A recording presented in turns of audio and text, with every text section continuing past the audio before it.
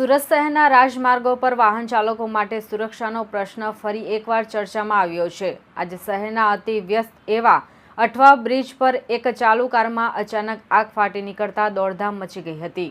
જોકે સદનસીબે કારમાં સવાર લોકો સમય સૂચકતા વાપરી ઉતરી જતા મોટી જાનહાનિ ટળી છે। अथवा ब्रिज परथी पसार थई रहेली एक पेसेंजर कार में अचानक एंजीनना भागेथी धुमाड़ो निकळवा लाग्यो हतो। ड्राइवर कंईक समझे ते पहेला ज आगे विकराल स्वरूप धारण करी लीधुं हतुं।